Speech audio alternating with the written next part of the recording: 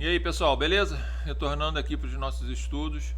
Agora a gente vai dar continuidade aqui para a análise dos temas que são polêmicos, divergentes, que trazem aí debates jurídicos, seja nas suas questões de provas, concursos, OAB e por aí vai, faculdade.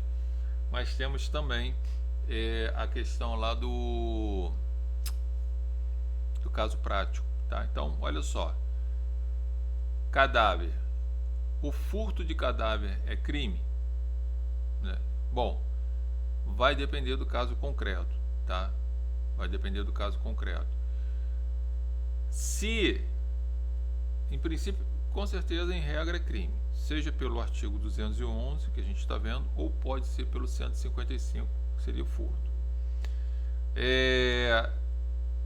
Se for, por exemplo, uma instituição educacional, como uma faculdade, que tenha comprado esse cadáver para que pudesse ficar à disposição dos seus alunos, né, para dissecarem, para estudarem questão anatomia e por aí vai,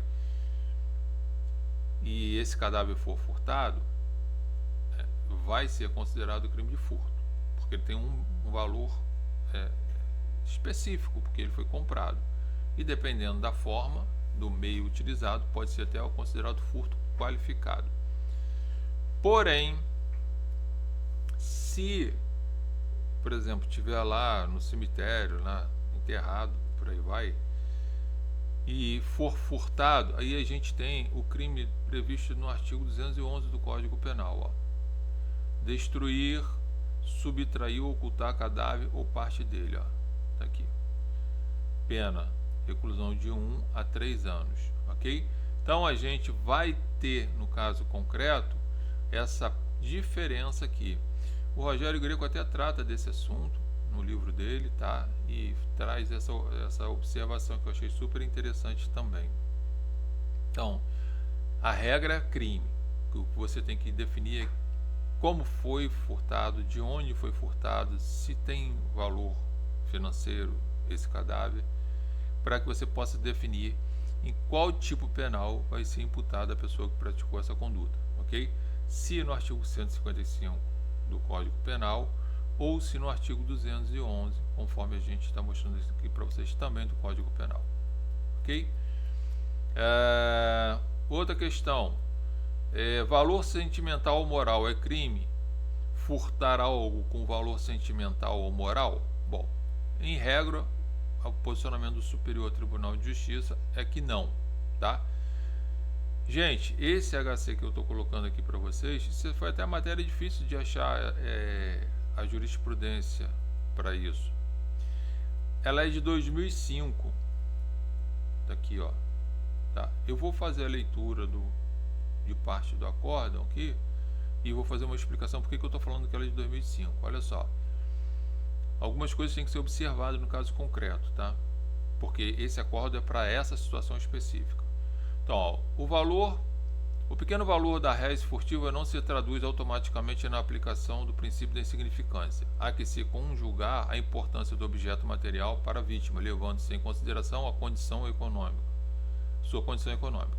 O valor sentimental do bem, como também as circunstâncias e o resultado do crime, tudo de modo a determinar subjetivamente se houve relevante lesão, ok? Então o que o STJ estava falando aqui? Galera, é o seguinte, ó. Vamos dar o exemplo de uma bicicleta velha. Se essa bicicleta velha, imaginemos as hipóteses, o sujeito mora no interior e usa essa bicicleta velha para trabalhar, para se locomover, para fazer compra, por aí vai, por mais que ela seja velha, que seja um camelo, né, como a gente fala, ela deve ser sim valorada como furto, porque ela tem, né, um valor não só sentimental, mas um valor de utilidade, e também acarreta, né, como resultado dessa ação, uma lesão ao nosso meio social e especificamente ao sujeito que é vítima, que foi furtado. Tem um prejuízo enorme. Se for, por exemplo, no meio urbano, também, se o sujeito estiver nessas condições de precariedade, também vai ser considerado. Agora, se eu estamos tanto no meio rural quanto no meio urbano, e aquela bicicleta tá lá velha, né? Com o cabelo abandonado lá, no bom sentido, não de abandono, mas tá lá, é velha. A pessoa tem condições financeiras, não gerou um prejuízo, né, letal no sentido, né, de acarretar um fato jurídico, social a ser reprovado pelo direito, pode-se aplicar o princípio de insignificância e, portanto, não vai ser levado em consideração, ok? Agora, olha só, o que eu quero chamar a atenção aqui para vocês. Não vai ser levado em consideração, vai ser atípico fato, portanto, né, não vai ser considerado crime. Aqui eu coloquei aqui é o seguinte, ó, consoante, coloquei não, o acórdão fala pra gente, que é o que eu quero chamar a atenção. Consoante se constata dos termos da peça acusatória, o valor da réis esportiva pode ser considerado ínfimo, tendo em vista outros valores econômicos, tá? Além disso, o fato não lhe causou qualquer consequência danosa, uma vez que a paciente foi presa em flagrante antes de se consumar o delito, né, de posse da coisa, justificando assim a aplicação do princípio da insignificância da bagatela, ok? Então veja bem, aqui ó, esse julgado foi de 2005. Por que eu estou chamando a atenção de vocês? Porque ainda agora eu falei para vocês referente à consumação, e nós vimos lá no STJ que o STJ tinha um posicionamento que bastava, né, que a coisa bastava, era necessário que se tivesse a posse tranquila, era necessário que isso não tivesse sob vigia da vítima e, portanto, estaria configurado o crime, tá? Isso aqui batia com a ideia de antigamente, conforme eu li anteriormente para vocês. Pode ver que ela fala aqui, o acórdão menciona que o sujeito que a menina foi presa, né, antes de se consumar o delito. Por quê? Porque não tinha posse tranquila, não estava desviada, né? Ainda estava sob o olhar provavelmente da vítima. Por isso que ela foi presa. E a gente leu que em 2015 o STJ teve um posicionamento diferente, falou, ó, basta transferir a posse, né, do objeto. Não há necessidade, então, de posse pacífica, mansa e desviada da parte da vítima, ok? Então basta que o sujeito pegue o objeto, ainda que por pouco tempo vai estar considerado consumado o crime, conforme a gente viu ali para o STJ. Mas no que tange a questão específica aqui, ó, do valor moral, do valor sentimental, vai depender do caso concreto, ok? Em princípio a STJ tem a ideia de não, mas ele deixa claro de não considerar crime, mas deixa claro que vai depender do caso concreto e até de forma subjetiva do julgador analisar o fato, as circunstâncias, as provas e aí decidir. São temas extremamente controvertidos. Você não vê isso assim direto, mas você tem que estar atento porque acontece. A mesma coisa essa outra questão aqui, ó. É crime a prática de remoção de tecidos da pessoa sem sua autorização? Bom, a Lei 9434 dispõe sobre a remoção de tecidos, remoção de órgãos, tecidos e partes do corpo humano para fins de transplante e tratamento e dá outras providências, tá? Então, o artigo 14 dessa lei, vou mostrar aqui para vocês, até separei aqui, estipula que é crime, ó, remover tecidos, órgão ou parte do corpo de pessoa ou cadáver em desacordo com a disposição desta lei. Pena reclusão de 2 a 6 anos e multa, ok? Então nós temos a questão aqui do crime. Temos ainda outros crimes nessa lei, tá, gente? Depois pode dar uma lida nela, tá aqui para vocês. Artigo 15, 16, 17, 18, 19, tá ok? E nós temos aqui 20 também, ó. Tá, então nós temos aqui a ideia de que isso seja considerado crime, tá? Bom, vai ser aplicado o Código Penal ou vai ser aplicada a lei? Vai ser aplicada a lei pelo princípio da especialidade, ok? Então vai ser aplicado se ocorrer, né, o furto nessa situação, a lei especial, ok? Que é a lei 94, se eu não me engano é 9434. 9434, não é isso? Vou voltar aqui. 9434 de 97, tá ok? Então é crime sim. Não vai ser crime com base no Código Penal, mas sim com base na Lei 9434 de 97, ok? Subtração de cadáver, né? Que a gente viu, né? A subtração de ouro de cadáver, que a gente vai ver agora. Há entendimento divergente sobre o tema. Alguns entendem tratar-se de coisa abandonada, portanto, estaria presente o crime de violação à sepultura, artigo 210, ok? Então, fala lá, ó. Artigo 210, tá? Violar ou profanar a sepultura ou urna funerária, reclusão de 1 a 3 anos. E outro posicionamento no sentido de tratar-se de furto qualificado em razão do rompimento do obstáculo. Então, é aquela história. O sujeito tá lá, morreu lá, e o cara tá lá de olho lá no enterro e vê que o cara tem uma pulseira de ouro porque foi enterrado, porque ele queria ser enterrado com aquela pulseira de ouro, ou tem um dente de ouro. E aí alguém vai lá e, né, nas madrugas, vai lá, abre lá a sepultura e furta lá a coisa, né, a pulseira de ouro, o dente de ouro. A questão toda é se há crime, né? Se há e qual vai ser o tipo de crime. Então é divergente o tema. Há quem entenda que se trata aí de violação à sepultura, portanto, praticaria o crime do artigo 210, reclusão de 1 a 3 anos e multa, e outro há quem fale que é furto qualificado em razão do rompimento do obstáculo lá, que é a sepultura e por aí vai. Gente, se você estiver numa prova, vai ter que falar que tem essa divergência. Se estiver num caso concreto, é óbvio, né, que você vai tentar trabalhar com um crime que menos afete seu cliente, tá? Que no caso é o artigo 210 de violação. Gente, aqui eu coloquei novamente referente à questão que nós já estudamos sobre consumação e suas teorias, tá? Então, passando aqui, só deixei aqui porque tem muito a ver com a questão da violação da sepultura, por exemplo, que isso já foi noticiário em vários jornais de crimes dessa natureza, tá? Coloquei aqui, depois vocês podem ler a ementa dos julgados e por aí vai. Lembre-se que eu até falei que o tema é repetitivo 934, tá ok? Beleza. Furto famélico, tá? Gente, furto famélico, vamos lá, definição dele. O termo furto famélico é usado para descrever uma situação em que uma pessoa comete um furto ou um roubo, né? Na realidade, gente, é furto, tá? O roubo aqui a gente vai ver que ele é até afastado por causa da violência e do grave ameaça. Vamos tirar esse negócio aqui, tá? Porque o roubo vai ter um problema sério aqui, ó. Vou até apagar aqui, vou deixar só o furto, tá? Devido à extrema necessidade de alimentos ou recursos básicos para a sobrevivência. É uma expressão que aborda a motivação por trás do crime, indicando que o indivíduo agiu movido pela fome e pela falta de recursos para suprir suas necessidades básicas. Então, gente, não é só alegar que está com fome que você vai furtar. Tem uma série de requisitos que a gente vai observar aqui, tá?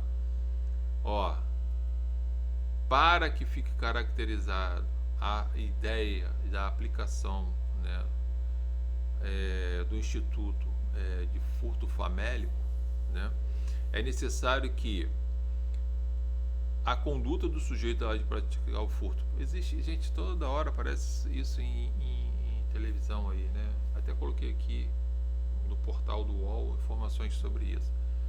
Pessoas entram no supermercado, furtam manteiga, uma carne, ovos, enfim, alimentos. Aqui o UOL tá aqui, até daqui a pouco eu vou falar sobre isso. E por incrível que pareça, se a pessoa é presa, às vezes fica presa preventivamente, o Ministério Público denuncia, o juiz às vezes absolve ou condena, o tribunal vai e mantém a condenação. Isso vai parar no STJ, às vezes vai parar no STF. Já se passou de tempo de STF, por exemplo, criar uma súmula vinculante estabelecendo a questão clara e objetiva dos requisitos para ser considerado um crime de furto famélico e, portanto, ser considerado atípico. Então, ó, resumindo aqui, é necessário estar presente os seguintes requisitos. Primeiro, para minimizar a fome. Então, o sujeito tem que estar já com fome, ok? Segundo, essa atitude desesperadora dele é o único recurso que ele tem para matar a sua fome, ok? Terceiro, a coisa subtraída tem que ter relação em pôr fim à emergência e necessidade. O cara não vai estar com fome e furtar uma garrafa de vinho, né, caríssimo, uísque, vodka e por aí vai. Porra, não é isso. Então tem que ter relação com o fim. Qual fim? De matar a sua fome. E outro requisito é a insuficiência de recursos do agente. Então, dentro do caso concreto, o cara furtou uma peça de carne e 2 dúzias de ovos, um saco de batata frita. Gente, tá legal. Para que é isso? Quais tem esses requisitos presentes? Aplica-se o princípio. Portanto, vai ser até atípico. Ok? Não, porque o cara já é reincidente em várias situações dessas. Inclusive, a reincidência é uma matéria discutida referente tanto para o princípio da insignificância quanto essa questão do furto famélico, né? Quem entenda que a reincidência em si, e tem julgados nesse sentido, impede o reconhecimento do princípio da insignificância. Mas o STJ já tem se posicionado que tem que observar essa reincidência, tá, gente? No caso concreto, foi uma reincidência antiga, por exemplo, há mais de 5 anos, por exemplo, o sujeito vai ter direito à aplicação do princípio da insignificância. Eu acho que isso tem que ser avaliado no caso concreto, e o STJ tem se posicionado até, acho que de uma forma interessante. Aqui, gente, ó, se você depois com o material aí, você vai ver que você pode ter acesso a essas informações aqui, ó, tá? Infelizmente, os nossos tribunais não respeitam a situação conforme noticiado pelo portal do UOL, tá? Então tá aqui, depois você pode acessar diretamente, tem uma reportagem interessante lá, falando sobre os casos mais absurdos que nós já vimos aí, toda hora isso é apresentado, né, nas redes sociais, né, nos meios de comunicação, de pessoas que estão presas porque furtou, sei lá, uma carne, alguma coisa, né, e porque estava com fome. Bom, furto em local vigiado com câmeras de vigilância é crime possível? Ou seja, o furto que o cara está lá no supermercado, o supermercado todo cheio de câmera, totalmente vigiado.